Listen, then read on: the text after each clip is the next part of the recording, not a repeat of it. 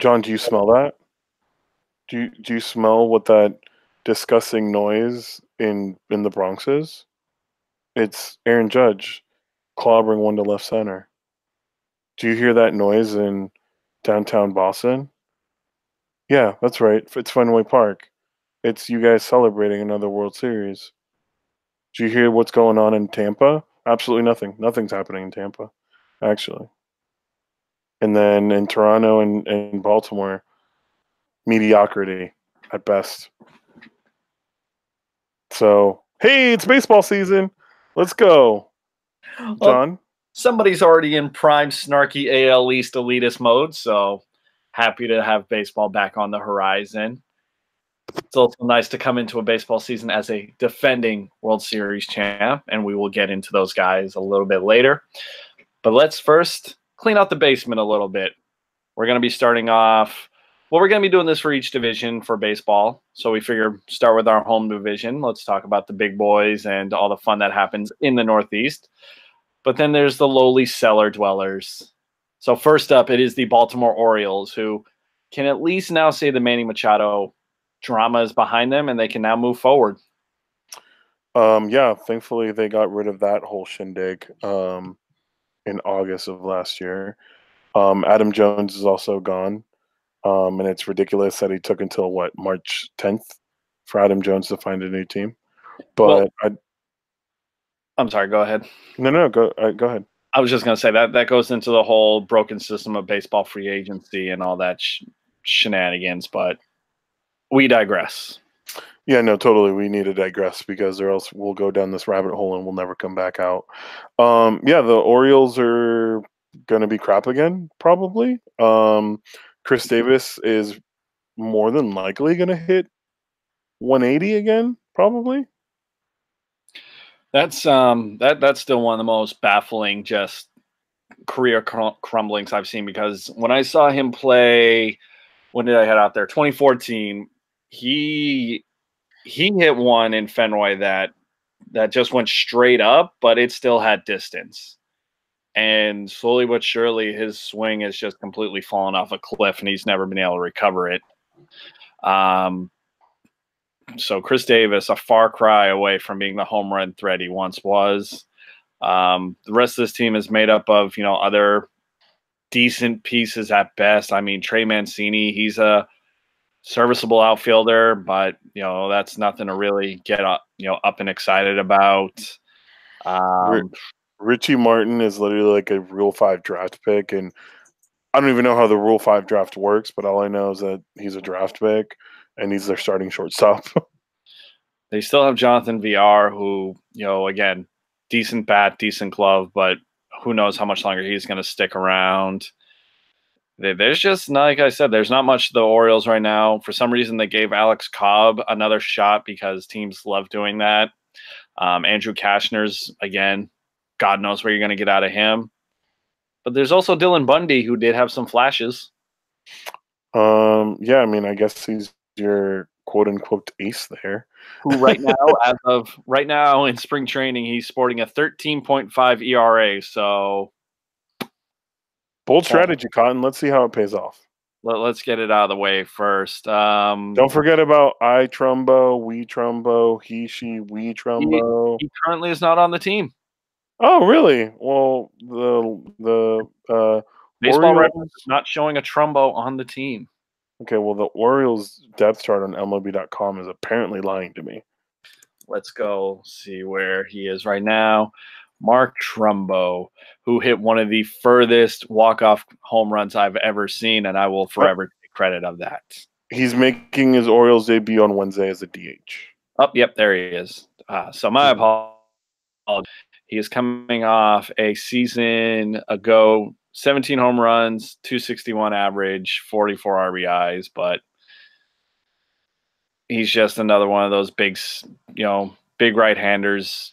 Maybe every now and then you'll connect on one, but I think the important thing about the Orioles, though, are they going to win more? Well, okay, I'll put it 61 and a half. Are you going over under on their wins? I'm going under. Under. Yeah, we're going to clean up on these guys. Okay, next up, the great country of Canada and their lone baseball team, the Toronto Blue Jays. Oh, Canada.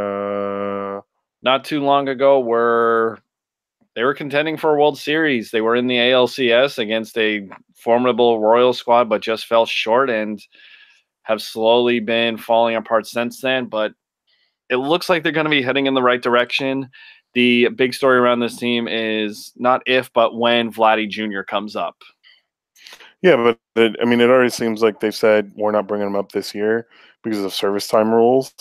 I Again, don't a know. serious flaw in baseball's makeup. It's absurd that Mhm. people want him at the major league level. They think he's ready. They know he's ready, but yet to have an extra year of control, we're going to keep him down in the minors, mashing baseballs. Yeah, and that's fine. I guess that's their own prerogative. Vlad Jr.'s getting paid no matter what. Like, let's be honest about that. But, they've still got Mike Zunino at the catcher position. Um, you know, he's wait, is what Zunino's is he on a the free Rays.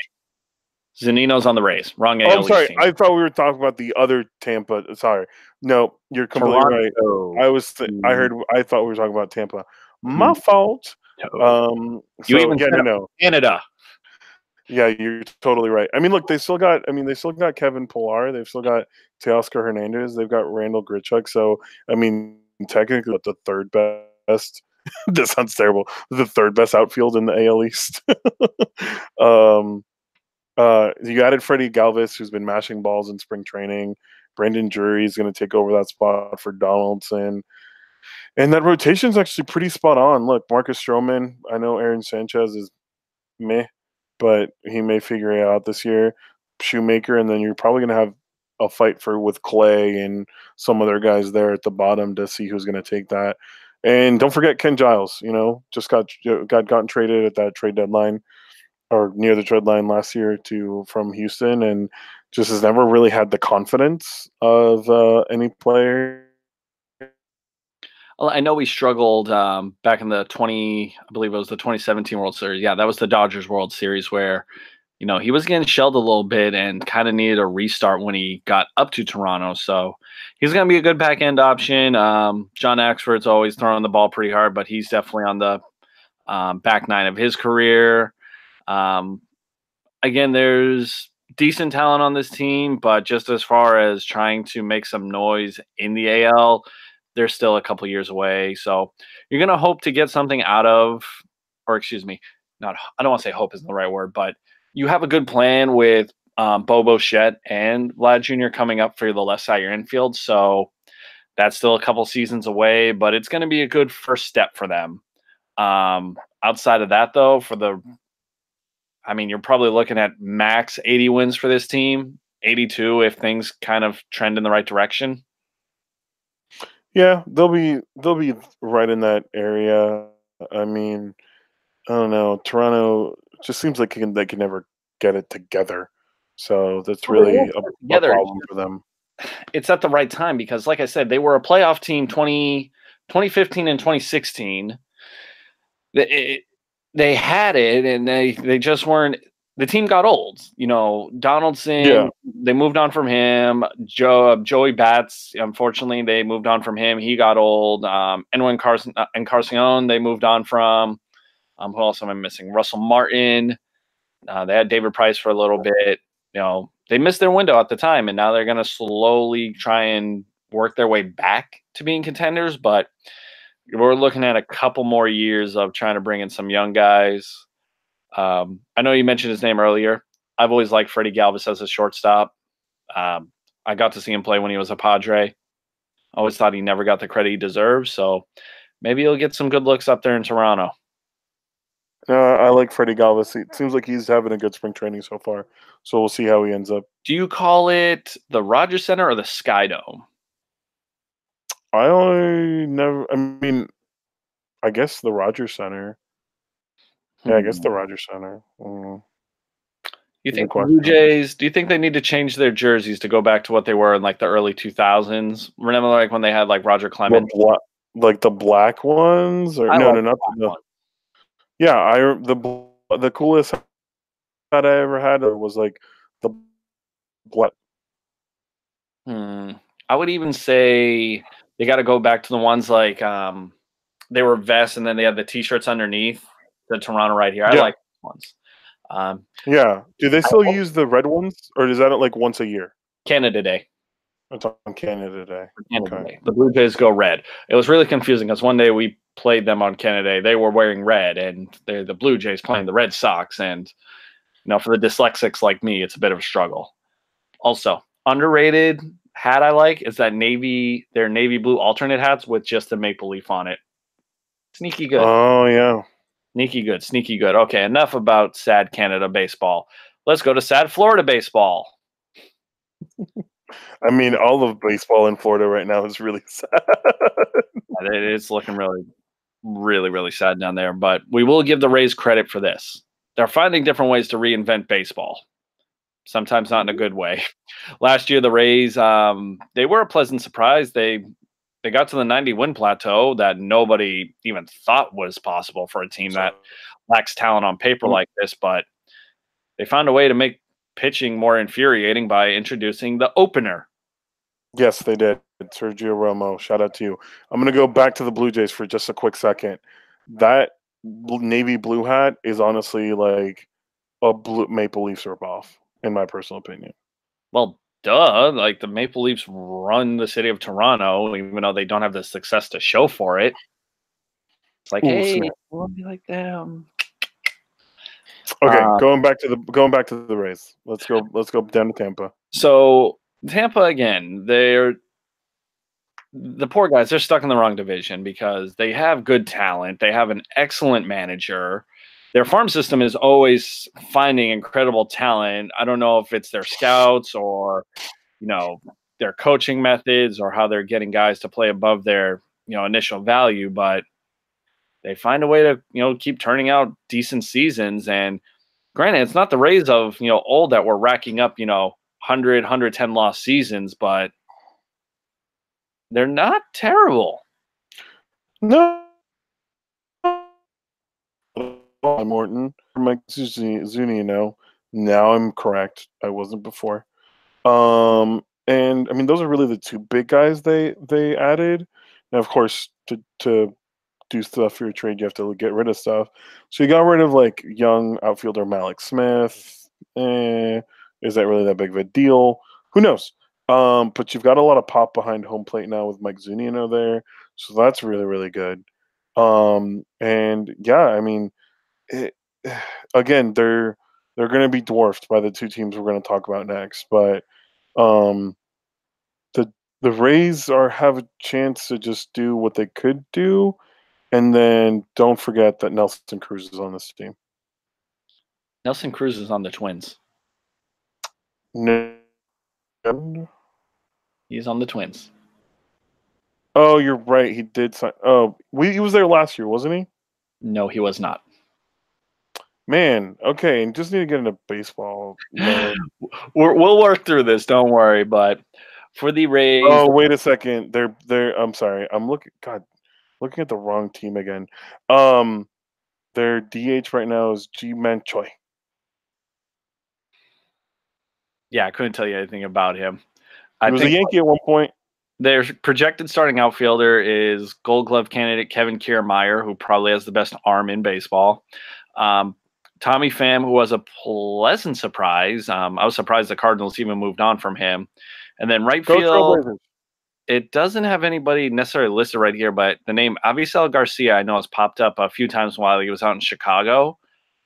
Another bat that has some pop to it. So, this is going to be another scrappy Rays team looking up and down. And that's, before we even get to Cy Young. Did he win the Cy Young? Blake Snell? Yeah. Mm-hmm. Yeah, he did win the Cy Young. So Blake Snell, probably the least talked about Cy Young winner probably in the past couple of years. And if you haven't seen this kid pitch, he is filthy. Yeah. Who do the Rays open their season against? I can't remember. Is it? I think it's in Houston. So you're gonna see opening day is Blake Snell versus Justin Verlander. I think. I'm pretty sure that's what it's gonna be like. So, um, yeah. So I mean, that's gonna be. Yep, it's gonna be in in Tampa. Home opener is March 28th against Houston.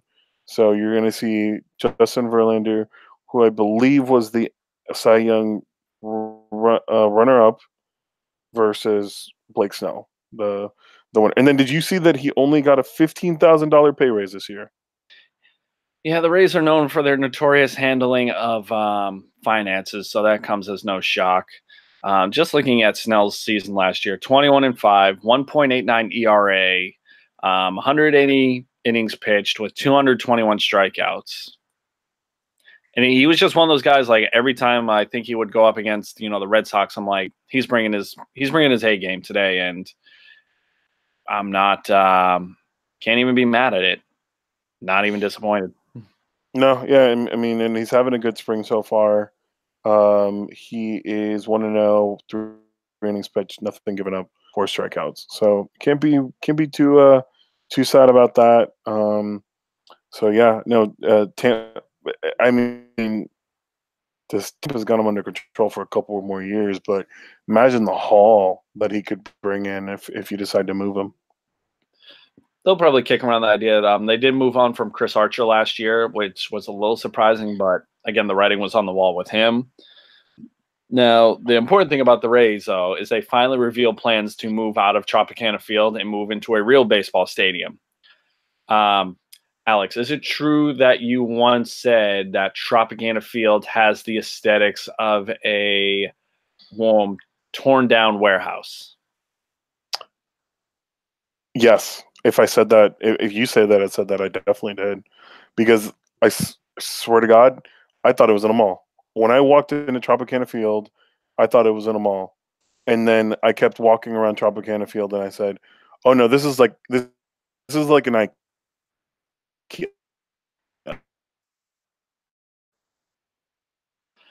Oh, like I said, at least they finally got together and discussed, like, hey, let's finally upgrade our ballpark because not only does the field look disgusting, nobody can see a ball once it goes up in the air and it gets lost in the lights in the roof. Like, I don't know what more someone is expected to do with that kind of aesthetics, but I've always hated Tropicana. And every time you see it on TV, it looks like the lighting's off, the grass or turf, whatever, is like 9 different shades of green. They need to get out of there. Well, like it's also like it has some of the weirdest rules in the MLB because like if it hits one part of the roof, like it's a home run. So technically speaking, like you could just hit a ball astronomically high in the air and it would be like in center field, but because of the rules of the field, it's a home run. And then like who was it? Was it Giancarlo Stanton or someone last year like hit a catwalk and it was like a foul ball and you're just like, "What? What is this? What?" Makes no sense to me. So, yeah, the rules are wonky. The Tropicana Field like tried to make itself pretty with like having like a restaurant area like in the outfield. It's just not cutting it. Yeah, just cut it down. And I mean the amount of baseball that gets played in Tampa Bay, Florida in March, just you're fine. You'll be fine. Whew. Well, that being said, we finally got the trash out of the way. Let's take the E train and head over to the boogie down. Okay, this is because it's my team. Okay, so the New York Yankees. Oh man, how I've missed you guys. Um, yeah, I mean, snap. Where you got Paxton via trade, you re-signed Jay Happ, you re-signed Zach Britton, and you make some moves there. So we're feeling good. Um, what the one thing and Troy Tulowitzki, DJ LeMahieu. Oh man, still don't know who's going to play first base opening day, but that's okay. And then you've still got arguably the two of the best power hitters in all of baseball. Yes, you do when they're on, and I think you look at last season, Giancarlo struggles out the gate, and I think that kind of did something for his confidence throughout the season because there were stretches when he was the scariest hitter in that lineup, and then there would be moments where he's forgettable and just completely out of his loop. And I know we mentioned this with our friends before. What are going to be the odds that we see Gary Sanchez, bat under 200 again and have another defensive abomination behind the plate? You'd think those problems are behind him, right? Well, he's hitting 154 in spring right now, but he also only has like 12 at bats. So that's neither here nor there. I'd hope so. He's had an entire offseason to get it figured out, and in my mind, the only thing I can hope for is that he figured. Yeah, that's really it. Is that he figures it out. If he continues to play at this level, I my eyes burn at the thought of having Kyle Higashioka or Austin Romine behind the plate, but they're serviceable backups. They're not everyday players. So in that sense, we'll see what happens. I will also say that heartbroken to see Justice Sheffield go to Seattle. They have really weird spring training jerseys because they're like baby blue, but he is killing it out there. And I know that was a big offseason trade for the Yankees, getting another starter in James Paxton. But this was a guy who put up middle of the pack to pedestrian numbers in a pitcher-friendly park. He is coming off his career year, so the Mariners did get to sell high on him. He did have a no-hitter to his credit last year, but going into a park like Yankee Stadium, he's going to be someone that's going to have to work down a lot. And I don't want to say he's going to get greedy, but he's going to have to get used to playing in Seattle versus playing in New York is a whole different game in itself. Another acquisition I do want to talk about, I know you mentioned Troy Tulowitzki. A lot of, New York fans are going to be high on him, but this is a guy who has not been healthy ever. Like, it's just put it out there. And I know this is kind of the stopgap until Didi comes back. Let's not undersell the absence of Didi Gregorius in this lineup because he was a beneficiary of so many power hitters either hitting behind him or in front of him. You really can't expect that much out of Troy Tulo, and anything that you get out of him health-wise has to be considered a win, no? Yeah, if he has a healthy season, that's a W. And I think because of that, Troy Tulowitzki is going to see a lot more of the field than people probably expect him to. I think Didi. Coming back from a UCL tear, so basically Tommy John, for most pitchers is a 2-year process, right? They're on the field for 1 a year of that, but at the same time, it's a 2-year process. So I think that, and again, for shortstops, it's not that big of a deal for position players, but regardless, like Tulowitzki, he's having a healthy season.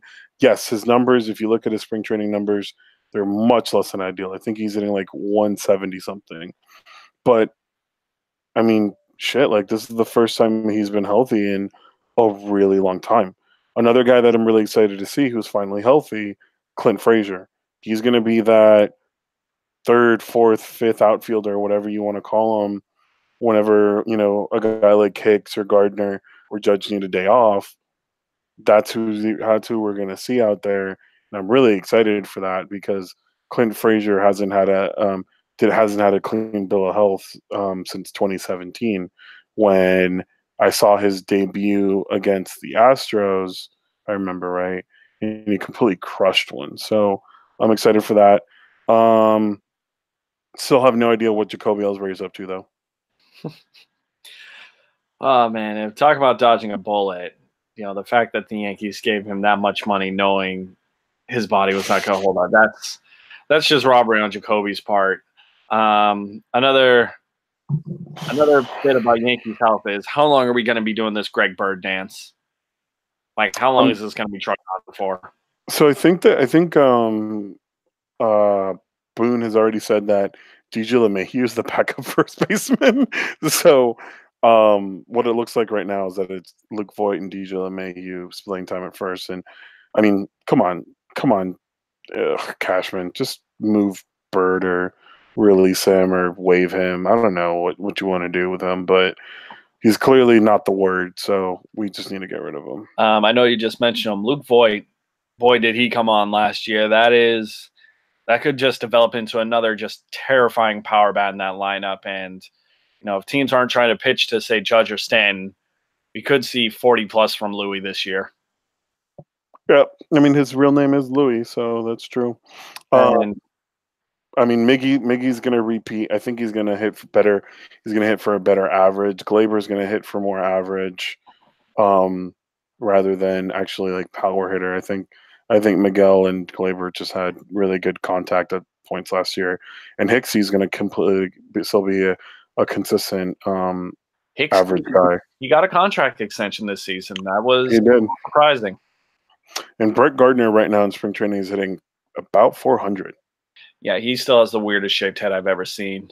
I mean, it is definitely like dome shaped. It's very domey. He looks like the Martian thing from the Flintstones. Kazoo. Yeah, you put them together. agreed. The last point I want to make about the Yankees. This is CC's swan song. This will be the last year we see CC Sabathia. What do you think he goes out with a bang? Like, I mean, personally speaking, yeah. Personally speaking, I guess yes. Of course, I hope he leaves with a bang, but that's not up to me. I'm not the one performing on the field. So, as much as I'd love to send CC out, like we did in 2009 when it was his first year with the Yankees, I think. Um, that's really dependent on if Severino's going to be healthy for the rest of the year. Is Tanaka going to be working that split finger fastball and sinker all day long? And I mean, the bullpen isn't that big of a deal right now, but still, we saw really struggles out of Tommy Kahnle last year. Jonathan Holder was an amazing thing, just player last year. Chad Green looked normal last year, which he did it in 2017. Betances, again, what's he going to come out of? Ottavino, it's a new place for him, so how's he going to perform? And can Chapman stay healthy? I mean, that bullpen is arguably one of the best ones in the entire MLB right now, if not the best one. But a lot of variables can go wrong. I mean, it's sports. It is, and like you just said, that bullpen, it's just get to the 6th, 7th innings, and the hope is for them to hold down the rest. We don't know what Aroldis Chapman can really be relied upon going forward. And I say that because we've seen the control and the health slowly deteriorate pretty much since Joe Madden had him with the Cubs. Like, he's really starting to show, cracks with not only his velocity, but just his consistency in locating. So credit to the Yankees for going out, getting Ottavino. I know I butchered his name there. Ottavino, excuse me, as a good backup and a good plan B. Lastly, are the Yankees winning 100 games again this year? Yes. Okay. Fair enough. Yeah, but sorry, to add on to your point. Yeah, I mean, I think I told you when we watched that Cubs World Series, we watched. I was like, yeah, Joe Madden doesn't care because he's going to get rid of him by the end of the season.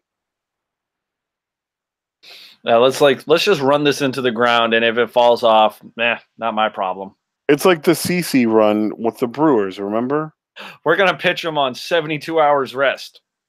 Like, it was ridiculous what CC Sabathia was going out there and doing, but it was working. It did work until it broke. Until it broke. Let's move on to your team. Oh, the reigning, defending, undisputed world champions of Major League Baseball, the Boston Red Sox. At first, I do want to give credit to Brian Cashman for the do damage, helping us come together and just run through the playoffs.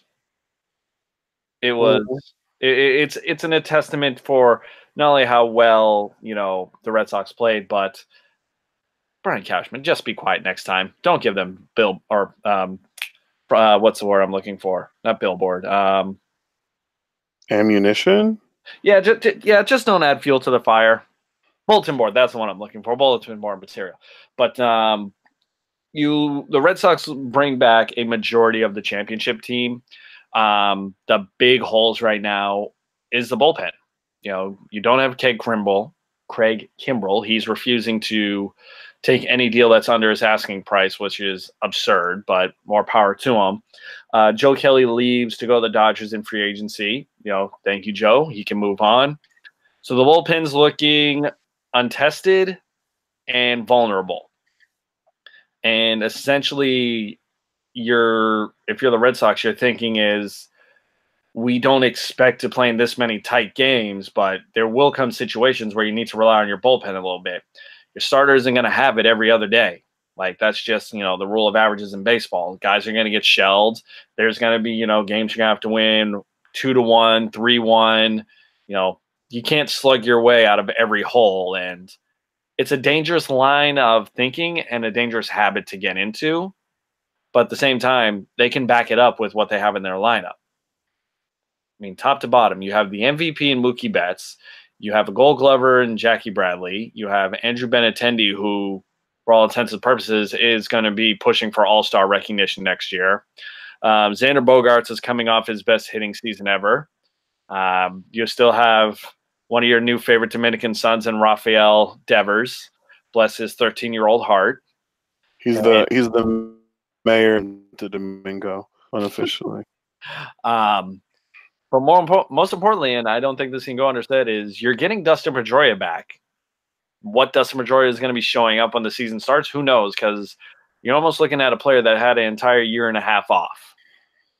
Yeah, the one thing I love about the entire Red Sox is the amount of depth they have. So even behind all the guys that you said, you didn't even mention Brock Holt or Eduardo Nunez. I was just going through the starters, and that's like you said, there's guys that they can plug in different spots that not only have starting capabilities, but they're not bad when they're in the lineup. I mean, Eduardo Nunez was money in the postseason I'm thinking of Ian Kinsler, who absolutely botched a throw in the Dodgers game 4, and oh god, that was so bad. But Nunez had a clutch home run in the World Series. Brock Holt hit for the cycle in the postseason. And, he was kind of like that loose guy in the clubhouse that kind of, lightened up the mood from time to time. But then there's the pitch. Yeah, and then you've also got World Series MVP, Steven Pearce. Steve Pearce did come back, so he's going to be splitting time with Mitchie Moreland at first. So there's your righty-lefty platoon. The Red Sox, they had the right idea. Like, we have a good team, we have a good core. Let's not screw this up. But I feel like I said they're playing with fire with how some of the pitching looks. We had I think it was weird because you essentially gave the second half of the season off to Chris Sale. It was inflammation, then it wasn't, then it was issues with the piercing, which I thought was apparently a joke, but wasn't a joke. I don't know. Like I think it was a joke. It was a dangerous way to live in my eyes, but again, it's hard to complain when you win the World Series. And they set the franchise record for wins last year. They, run through the regular season. You beat the Yankees. You beat the defending champ in the Astros. You then move on to the World Series. You take care of the other team from the World Series that season. So they're figuring, why not just do the same thing? If it ain't broke, don't fix it. Well, I mean, you've also got the best AAA baseball player of all time there in it's not Pawtucket anymore. Where are they playing now? They're still in Pawtucket, but they will be moving to Worcester. Okay, so you've got Rusney Castillo, the best AAA baseball player of all time. Aaron Hicks making the same amount of money, which is hilarious. And one's playing on a MLB roster and one isn't right now. So goes to show you. But still, that's someone that you can move up. I mean, are the Red Sox going to carry 3 catchers like they did last year at some point? Well, that's where they're kind of stuck at right now is they have Vasquez back, Sandy Leon, and then Blake Swihart, who will have some time out in the outfield, but, he's out of options. Like, you don't know what to essentially do with one too many catchers, and they've essentially punted on having a catcher who can contribute at the plate because There are times these guys were barely batting 150, and that's all three combined. Yeah, but I mean, the stability you get by. I think when you have JD Martinez, Xander Bogaerts, Ross, Mookie Betts, and Andrew Benintendi hitting, I think you can live with a 154 batting average. um, the biggest thing really for me is the depth of their rotation. So I'll be honest with you, haven't done a lot of research on this, so I'm going to defer to you on this. But after Sale, Price, Porcello, Evaldi, Rodriguez, your emergency starters now out for 80 games because of PEDs. Sorry, Mr. Wright. Who are you calling up in case you have an emergency start? Well, and I think that's where the dangerous thinking lies, because they're going to be starts like, well, we're going to be honest. We know Sale isn't going to make every scheduled start this year. They're going to give them starts off. Pitchers are going to go down for, 10, 14 days at a time. Like, these guys don't stay healthy for the entire year. And now they're betting on, Nathan Eovaldi having 2 consecutive healthy seasons. That's just never been in his MO. Like, they gave him a contract where, yeah, you overpaid a little bit for him, but again, that's where I know I keep going back to this phrase. They're getting a little dangerous and kind of towing that line, and let's try and do the same thing again.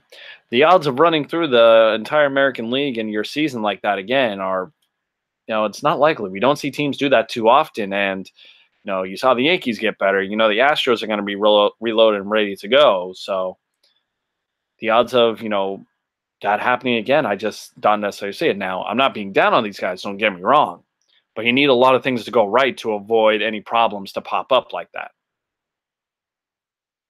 No, yeah, you're completely right. That's really the biggest thing I have. And I mean, they're let's be available. And I know Dombrowski said we're having right now, but in light of circumstances happened, you've got to kind of why don't we go get a Keuchel? Why don't we try to see if I mean, shit, like what if Kimbrel's like, look, I'm willing to come back for a year at $20 million.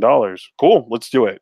Like, that might happen. There might be a point where, say, the bullpen is struggling to figure things out. They'll be like, this is what we have to do. The next point I was going to move into, though, is just now forward thinking for the Red Sox. You saw Bryce Harper get paid this year, so the Mookie Betts contract will be coming up here in the near future. That's going to have to be addressed. You also have Xander Bogaerts coming up, and you also have Chris Sale going to be due here pretty soon, and not long after that is Devers. So a majority and a core of the team here, you're going to have to pay him or make some decisions here. And this was after, in the offseason, you fielded calls on Porcello and Jackie Bradley Jr. And not to mention Andrew Benintendi will need a big boy contract too. So their window is open now. They already cashed in once, so this is a success in its own right. So it's a matter of what are you going to do while you still have the same talent on the team. You're expected to run it back now. You've been a World Series favorite now. Let's go the past 3 seasons, to be fair. I know it's being a little hard on them, but now you're expected to win again. How do you do it with those expectations raised even higher now? Yeah, I mean that's really the biggest thing is how do you repeat? I mean, and I think one thing that we as sports fans can really talk about is like how difficult it is to completely to repeat. It is almost damn near impossible. So it'll be kind of interesting to see what they do. Again, I know this I go back to this, but I'm looking at the Pawtucket Red Sox roster and I'm just wondering like who do you call up in an emergency situation? Henry Mejia? Erasmo Ramirez? I'll just let you know right now, there's not a lot on the pipeline. Like, even the prospect-wise, we know Dombrowski's pretty much emptied out the cupboard. He traded the top pitching prospect for Jude Pomerantz, who is now on the Giants, and I'm happy he's gone. Don't get me wrong. So this is a team that said, we have the budget, we have the assets, let's bring in the talent, let's compete. And it worked. They got their title. It worked. There's no other argument around it. Now it's about the longevity and what are you going to do going forward now, because resting on the laurels of titles past only gets you so far. Yep. No, that's exactly. I mean, what you're trying to avoid is this championship hangover, which seems to be, of course, a problem everywhere. So They had the hangover after the 2013 title, because 2014 they slipped down. And mind you, 2013 came with special circumstances. The Cubs slipped up a little bit coming out of their 2016 title. I think it was like 2017 they had the worst record for a defending world champion, and then they turned their season around, got back in the playoffs. It's like I keep saying, it's dealing with the expectations and moving on. It's like, okay, that was fun. Time for 2019. yeah, no, you're completely right. I think that's really the biggest thing is can the Red Sox keep it up? I mean, again, who knows? They might, but I'm saying they will probably win 100 to 102, and it will be the last weekend that decides who wins the AL East between them and the Yankees. I'll take it. That's okay with me. They always like to do that to us. They like to put Yankees, Red Sox, and We don't even play each other in the last stretch. That's the sad part. oh man, I don't think we do. I'll double check, but I'm pretty sure we don't. What a bummer. The last thing I will say though is, the Red Sox had a very fun season. They ran through everybody, set records left and right. Part of me thinks, and I'm being outright when I'm serious, that by beating the holy piss out of every team they came across, including the Yankees, including stealing New York from them, did they give them more motivation to come back and smack the crap out of them? Yeah. I know, like, yeah, they did what they were supposed to do, like, win all the games you got to, but wow. Okay. So just looking at the schedule, the last Red Sox Yankee series is a 4-game set in Boston, September 6th through the 9th. Then they finish up the season in Toronto, in Philadelphia, home for the Giants, at Tampa, at Texas, home for Baltimore. Texas. Ooh.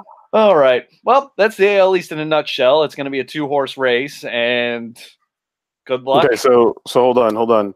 Before we go, I'll start. I'll give you my AL East standings at the end of the year. I'm gonna go Yankees. I'll go Red Sox. I'm gonna give Toronto the benefit of the doubt here. I'll have them go third. Then I'll go Tampa, Baltimore. From 5-1, Baltimore, Toronto, Tampa. Red Sox win 100. The Yankees win 102. And I say the 2 games is because of the bullpen. And that's me. That's me without the Red Sox gear on. None of that. That's just calling it like I see it. Ooh, snap. He picked the Yankees to win the AL East. We'll see. We'll revisit this later on, and we have a lot more teams to cover. Remember 11 months ago when I said that, the Red Sox can't keep this up, and then they kept all right, guys, so that's really it for the AL East. We will be back previewing the entire MLB, so we'll keep these up to date. Baseball season starts in a little over a week, a little under a week.